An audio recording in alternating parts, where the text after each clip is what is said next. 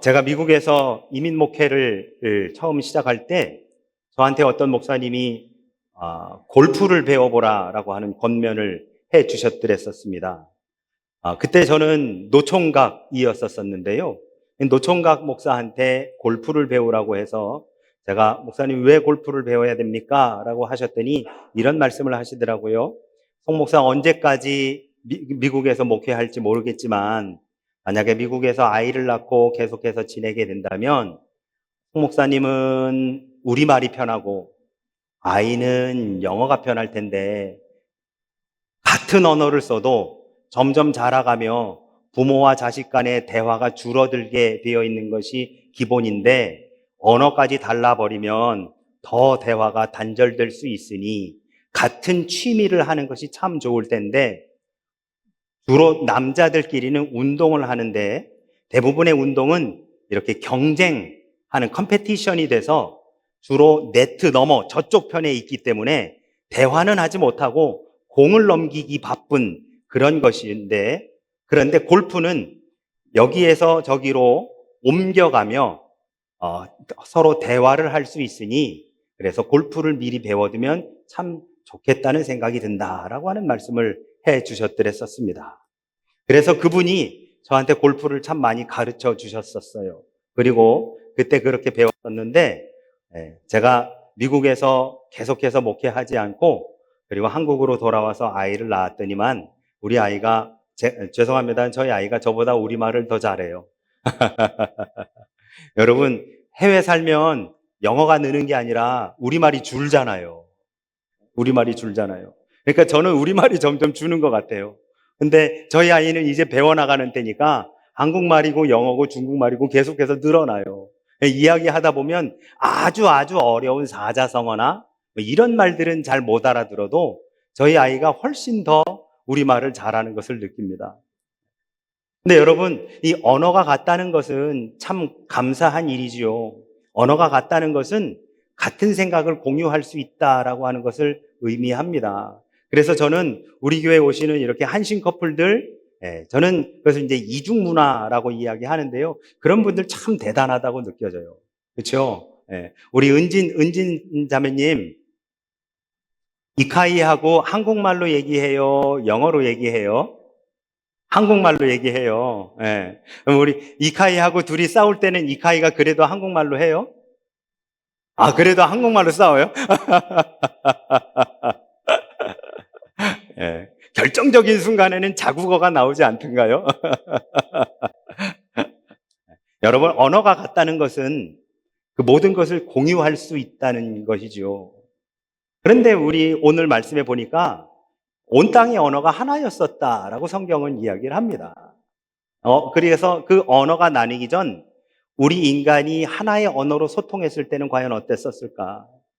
오늘 본문의 말씀은 우리가 너무너무 잘 아는 바벨탑 사건에 대한 이야기입니다. 근데 이 바벨탑 사건에 대해서 우리가 오늘 함께 은혜를 나누는데요. 이 성령 강림절에 왜 바벨탑 사건에 대한 이야기를 나누는지 우리 같이 한번 쭉 나눠보도록 하겠습니다. 먼저 오늘 우리가 읽은 이 창세기는 전체 50장으로 구성이 되어 있습니다. 그런데 창세기를 크게 두 부분으로 나누는데요. 앞부분은 창세기 1장부터 11장까지고요. 뒷부분은 12장부터 50장까지입니다. 앞부분인 1장부터 11장까지는 어떤 이야기냐? 창조, 처음 세상 이야기가 담겨져 있습니다. 그리고 12장부터 50장까지는 족장들에 대한, 족장사라고 하죠. 족장들에 대한 이야기가 담겨져 있습니다. 그래서 창세기 1장부터 11장까지의 크게 네 가지 사건이 기록되어 있고, 그리고 12장부터 50장까지는 크게 네 인물, 사람이 등장합니다. 먼저 1장부터 11장까지 나오는 크게 네 가지 사건은 뭐냐면 하나님의 천지창조, 그리고 선악과 사건, 그리고 노아의 홍수 사건, 그리고 오늘 바벨탑 사건, 이렇게 네 가지 사건입니다. 그리고 12장부터 나오는 네 인물이 누구냐? 아브라함, 이삭, 야곱, 그리고 요셉까지 이 네 인물이 등장하는 것이 창세기의 구조가 되어집니다. 오늘 본문은 전반부에 있는 1장부터 11장까지의 4가지 사건 중에 마지막 사건인 바벨탑 사건에 대한 이야기입니다. 그런데 여러분, 이 앞부분에 나와 있는 이 4가지 사건의 공통점이라고 할까요?를 보면 제일 앞부분에 나와 있는 것만 하나님의 은혜, 하나님의 창조이고요. 나머지 3개는 뭐냐? 인간의 죄악됨입니다. 인간의 죄악됨. 제일 앞에 나오는 창조는 하나님께서 말씀으로 천지를 창조하신 사건이에요. 그런데 두 번째 나오는 선악과 사건, 노아의 방주 사건, 그리고 바벨탑 사건 모두 인간이 하나님 앞에 범죄함으로 인해 생겨난 일들을 기록해 놓은 3가지 사건이 되어집니다. 아담과 하와가 하나님께서 금하신 선악을 알게 하는 나무의 열매를 먹음으로 인간은 에덴 동산에서 쫓겨나게 됐고, 그러므로 인간이 경험하게 된 것이 뭘까요? 남자는 노동하게 되고요. 여성은 출산의 고통을 갖게 되지요. 남성과 여성이 공이 갖게 된 것이 있습니다. 죽음이라고 하는 것을 직면하게 되어지지요. 하나님은 죽음을 창조하지 않으셨습니다. 하나님은 죽음을 만들지 않으셨어요. 하나님은 생명을 창조하신 분이 하나님이십니다. 그런데 인간이 하나님 앞에 범죄함으로 인하여 로마서 5장에 나와 있는 것처럼 죄의 삭시 사망이라고 성경은 우리에게 말하고 있습니다. 그 하나님께서 먹지 말라고 하신 그 나무의 열매를 먹음으로 인해 인간이 죄를 짓게 됐고, 그 죄의 결과로 결국 사망이 우리 인간들에게 찾아오게 되었지요. 노아의 홍수 사건은 이 땅의 모든 사람과 동물들, 심지어는 모든 풀벌레와 하늘에 나는 모든 것까지도 하나님께서 싹 쓸어버리신 바로 그러한 사건이지요. 그러나 모두를 다 그렇게 하신 것이 아니라 딱 한 가정, 그리고 모든 동물들의 암수 한 쌍씩을 전부 다 방주에다가 놓고 그 방주 안에 있는 것들을 구원해 주셨습니다. 그런데 이 바벨탑 사건은요, 하면 지도 한번 봐보실까요? 시날이라고 하는 한 장소에서 일어났다라고 성경은 이야기합니다. 여러분, 선악과 사건도 그렇고 노아의 방주 사건도 그렇고 모든 인간에게 다 해당되어지는 바로 그러한 사건이었어요. 그런데 이 바벨탑 사건은 시날 평지라고 하는 곳에서 일어난 사건입니다. 바로 지금 붉은색으로 서클이 되어져 있는 데가 이 시날 평지다라고 학자들이 그렇게 가장 공히 주장하는 곳이 바로 여기인데요. 정확하게 딱 여기다라고 하기보다는 이 메소포타미아 지역에 티그리스 강과 유프라데스 강이 만나는 바로 이쯤이 시날 평지가 아니겠느냐라고 하는 것이 학자들의 공통된 견해가 되어집니다. 네, 여러분, 이 바벨탑 사건은 죄의 몸을 가지고 태어난 인간이 얼마나 하나님 앞에서 교만할 수 있는지를 보여주는 바로 그 상징적인 사건이 바로 이 바벨탑 사건입니다. 시날 평지에 있었던 당시의 일개 부족에서 일어난 사건으로 성경은 기록하고 있지만, 이 모든 것이 다 우리 인간들에게서 보여지는 바로 그러한 속성이다라고 하는 것이죠. 이 바벨탑 사건은 사람들이 짓다가 완성하지 못한 어떤 한 건물을 이야기하는 것이 아닙니다. 유사일의 모든 사람들이 하나님을 대항하고 하나님과 같이 되고자 했었던 우리들 안에 내재해 있는 그 영적인 교만함이 드러난 사건이 바로 이 바벨탑 사건이다라고 하는 것이죠. 1절은 이렇게 말합니다. 온 땅의 언어가 하나요, 말이 하나였더라. 마치 온 인류가 하나의 언어를 사용하고 있는 것으로 묘사됩니다. 여러분, 성경을 읽어보면 처음에 에덴 동산을 쫓겨나오는 사람들이 아담과 하와 둘이잖아요.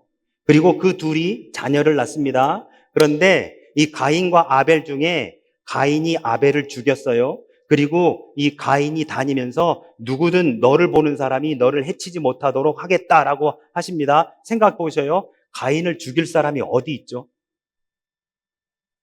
그렇죠. 아담과 하와가 에덴 동산에서 쫓겨나 그들이 아들을 둘을 낳았어요. 하나는 가인이고 하나는 아벨입니다. 가인이 아벨을 죽였어요. 그런데 이 가인에게 하나님께서 누구든 너를 저주하는 자는 내가 저주할 것이고 하면서 말씀해 주십니다. 거기에서 말하는 누구든이 누굴까요? 궁금하신 분은 GBA 시간에 꼭 참석하시기를 바랍니다. 여러분, 당시에 인류는 종족별로 있었습니다. 아담은 한 개인의 이름을 가리키는 고유명사이기도 하고요. 아담이라고 하는 종족의 대표, 그 종족의 뭐라고 할까요? 수장을 의미하기도 합니다. 그래서 당시에 살고 있었던 사람들이 많이 있었어요. 그래서 당시 온 땅의 언어가 하나요, 말이 하나였더라 라고 성경은 이야기하는데요. 여러분, 여기서 말하는 온 땅이라 함은 소위 지구 전체를 말하는 것일까요? 그렇지 않습니다. 여기서 말하는 온 땅이라 함은 그 신할 평지를 말하는 거예요. 신할 평지에 살았던 사람들의 언어가 다 똑같았다라고 하는 것을 의미합니다. 언어가 똑같았다는 것은 언어학적으로 같은 언어를 사용했다는 말이고요. 여기서 말이 하나였었다. 다시 1절 좀 보여주시겠어요? 언어가 하나요, 말이 하나였다라고 하는 것은, 이 말이 하나라고 하는 것은 같은 생각을 품고 살았다라고 하는 것을 의미합니다. 오늘 본문의 바로 앞에 있는 창세기 10장은요, 제가 아까 말씀드린 것처럼 네 가지 큰 사건, 그 네 번째가 바벨탑 사건이 11장에 나오잖아요. 세 번째가 뭐예요? 노아의 방주 사건이에요. 그러면 10장은 노아의 방주 사건이 정리되고 있는 타이밍입니다. 그러면 정리되고 있는 타이밍에 어떤 말씀이 있느냐? 10장은요, 노아에게 3명의 아들이 있었어요. 셈, 함, 야벳. 그래서 셈 종족과 함 종족과 야벳 종족이 각각 어디에 거주하고 살았는지를 그리고 있는 것이 바로 이 창세기 10장의 말씀입니다. 그런데 창세기 10장 5절, 20절, 31절을 보면 이렇게 표현됩니다. 그 족속과 언어와 지방과 나라대로 나뉘어 살았다라고 성경은 기록하고 있습니다. 즉 셈, 함, 야벳 종족의 후손들이 각기 그 언어와 종족과 나라대로 나뉘어져서 살았다라고 기록하고 있습니다. 그러니 무슨 말이냐? 그 뒤에 나오는 11장 1절에서 온 땅의 언어가 하나였었다라고 하는 것은 전체의 언어가 하나였었던 것이 아니라 그 신할 땅, 거기에 살고 있었던 사람들의 언어가 하나였었다라고 이야기합니다. 그런데 이 신할 땅에 누가 살았었느냐? 2절에 보시면 저들이 신할 평지에서 만나서 거기에 거류했다라고 기록되어 있는데요. 2절입니다. 이에 그들이 동방으로 옮기다가 신할 평지를 만나 거기에 거류하였다.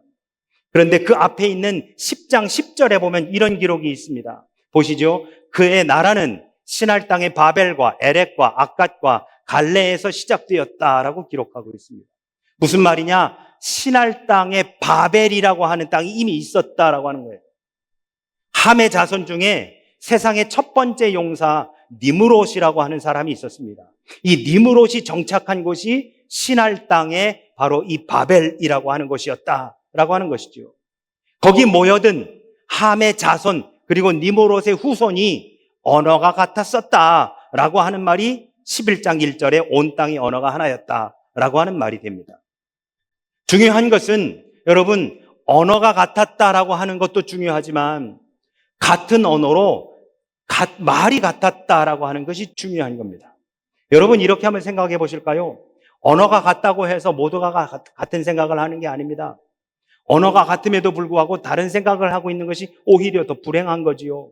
반대로 언어가 다르다 할지라도 같은 생각을 하는 그 공동체가 진짜 하나 된 공동체 아닐까요? 같은 언어로 사람들이 의견을 모아 무슨 일을 했느냐가 중요한 것이다 라고 하는 말씀입니다. 오늘의 본문 이 바벨탑 사건은 짧은 11장 한 장에만 기록이 되어 있지만 인류 문명사에 어마어마한 도약적 발전과 변화가 생겼음을 보여줍니다. 이 신할 평지에 도시화가 이루어지는데요. 여러분, 우리 휴대폰 하나 이상씩 다 가지고 계시죠? 이 스마트폰이 생겨나면서 우리 인류의 문화가 완전히 바뀌었습니다. 그래서 이 휴대폰 하나면 지구상 어디에서든 어느 나라에서 무슨 일이 벌어지는지를 실시간으로 다 알아볼 수 있게 되어 있어요. 그리고 예전에 했었던 뭐 방송이나 이런 것들도 볼 수 있고, 이제는 뭐 정말 무궁무진한 일들이 이 작은 손바닥 안에서 벌어질 수 있습니다. 그런데 여러분, 당시에도요, 이 인류 문화상 어마어마한 변화와 정말 뭐랄까요, 인류의 발전을 가져올 수 있는 진정한 발명이 이루어졌습니다. 그게 뭔지 아십니까? 바로 벽돌을 굽는 거였습니다. 벽돌을 굽는 거. 당시에는 여러분, 집이 사람들이 거주하는 곳이 뭐였느냐? 이 자연 공간이었습니다. 동굴이나 이런 곳에 그냥 들어가서 거주했었지요. 그러다 보니까 사람들이 거주하는 공간이 한정되어 있었습니다. 근데 벽돌을 구워서 만들다 보니까 기존에 있는 돌멩이하고 그 단단한 정도가 오히려 더 좋아요.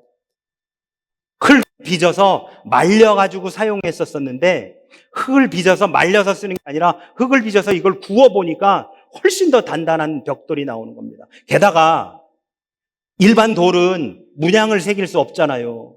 근데 벽돌에는요, 자기가 원하는 문양을 새겨 넣을 수 있는 거예요. 그러니까 집을 지어도, 어떤 건물을 지어도 이 건물에다가 자기가 원하는 모양을 겉에다가 새겨 놓을 수 있는 거예요. 그리고 나아가서 제가 아까 말씀드렸다시피 그때까지는 동굴이나 나무 수풀이나 이런 데서 살았었는데, 이제는 내가 원하는 곳에 가서 살 수 있게 되었습니다.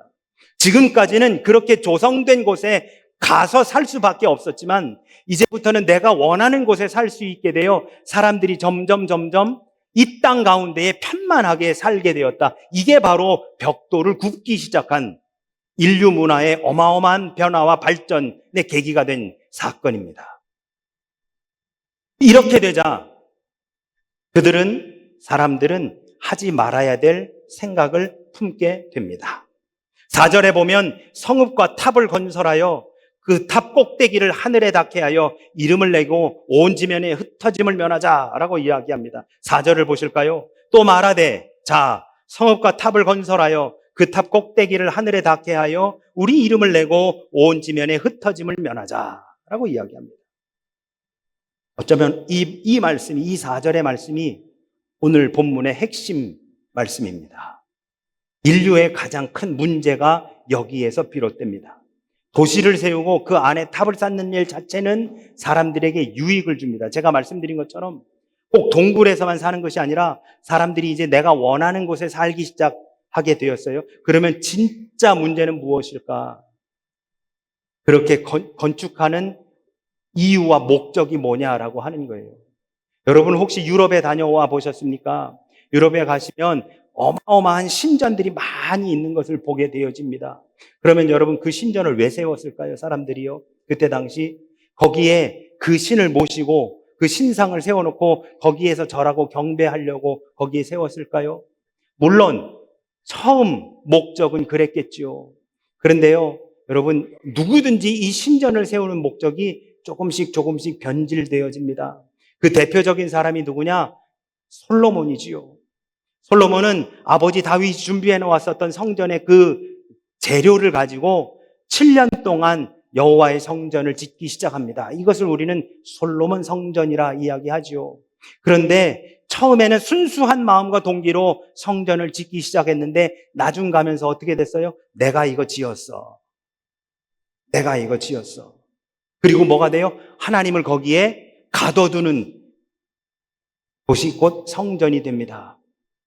여러분, 성전은 하나님을 모시고 또한 자신들이 믿는 그 신을 모시고 거기에서 예배하고 경배하는 곳으로 처음 지어지기 시작했지만, 나중 되면 그 신을 거기 가둬두고 내가 원하는 것을 해라고 할 수 있도록 만드는 것, 그것이 인간의 이 영적인 교만함이 드러나는 것, 이게 바로 성전을 짓는, 신전을 짓는 이유와 목적입니다.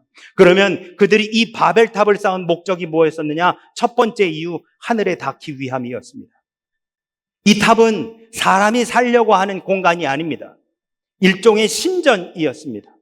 그러니까 인간의 기술의 위대함을 드러내고 선전하는 바로 그러한 신전이 이 바벨탑이었었던 거예요.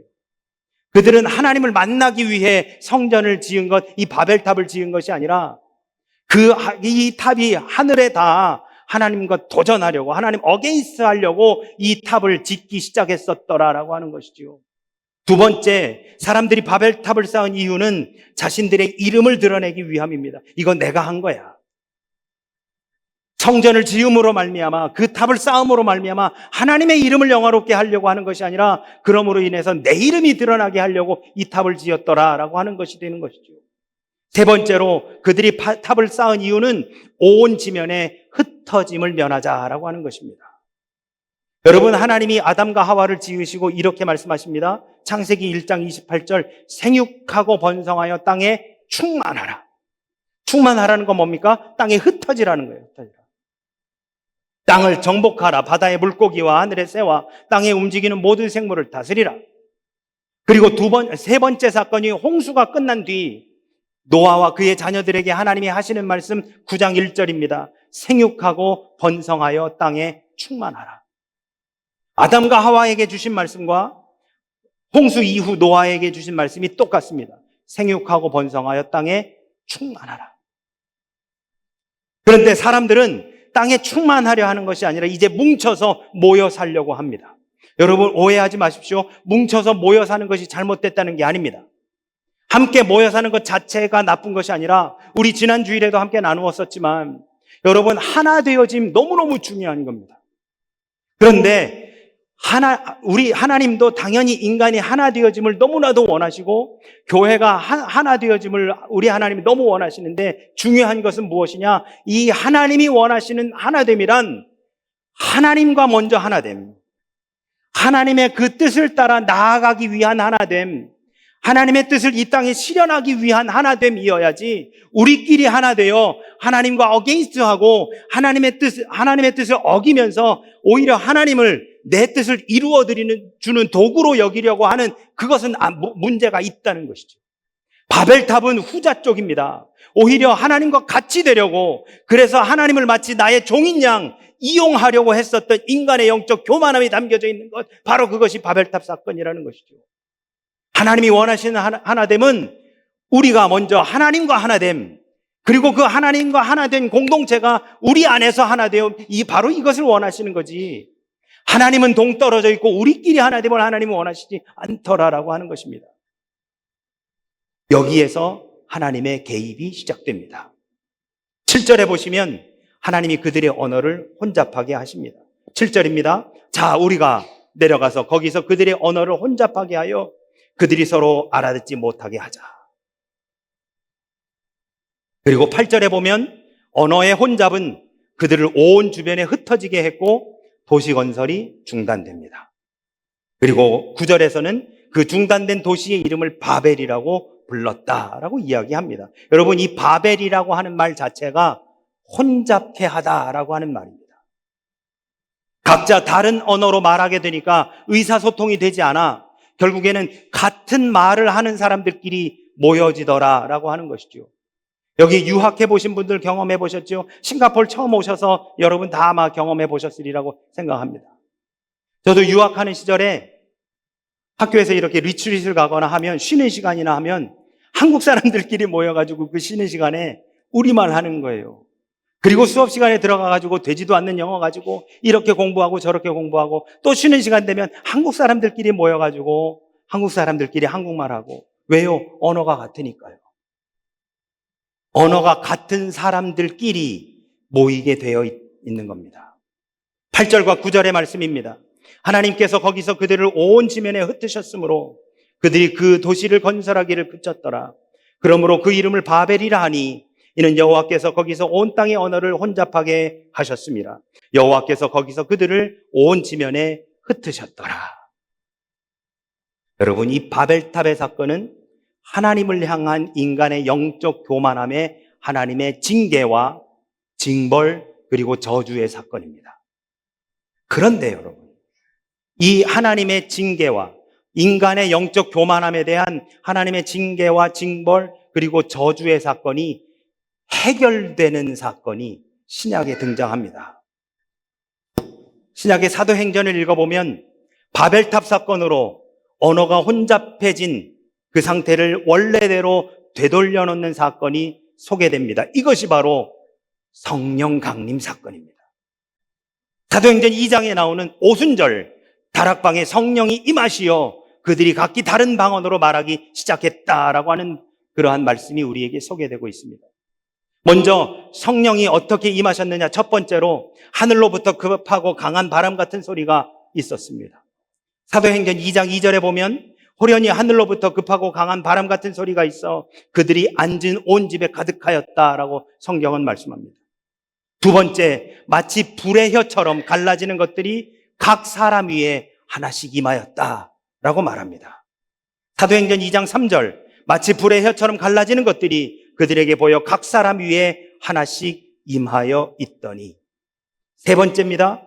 성령의 충만함을 받은 자들이 다른 언어들로 말하기 시작하여 듣는 사람이 다 자기의 방언으로 말하는 것으로 듣게 되었습니다. 2장 4절입니다. 그들이 다 성령의 충만함을 받고 성령이 말하게 하심을 따라 다른 언어들로 말하기를 시작하니라. 여러분, 오순절 다락방에서 기도하던 예수님의 제자들에게 성령이 임하셨습니다. 예수님이 승천하시는 얼마 되지 않아 그들이 모여 기도하고 있었던 바로 그 자리에 성령께서 임하셨던 것입니다. 그들은 성령의 충만함을 받아 새로운 말로 말하기를 시작했습니다. 이것을 성경은 방언이라 이야기합니다. 여러분, 우리는 방언이라 하면 사투리를 방언이라고 이야기하죠. 그러나 성경이 말하는 방언은 사투리가 아니라 성령으로 말하는 언어를 방언이라고 이야기합니다. 그 사람들, 오늘 그 다락방에 모였었던 사람들은 예수님의 죽음과 부활 그리고 승천을 직접 목격한 사람들입니다. 이전에는 이들도 누가 서로 크냐, 하나님 나라에 가면 내가 더 높은 자리 앉냐, 네가 더 높은 자리 앉냐 가지고 다투었던 사람들이 이 사람들입니다. 그들이 예수님을 잘 이해하지 못하고 예수님이 나중에 왕이 되시면 네가 장관을 하네, 내가 장군을 하네, 그래가지고 서로 다투었었던 사람들이 바로 이 제자들이었습니다. 그러나 예수님의 부활과 승천 이후 교만과 명예욕 그리고 이기심에 사로잡혔었던 그들이 사도행전 1장 14절의 말씀처럼 마음을 같이하여 오로지 기도하기 힘쓰는 사람들로 변화되었습니다.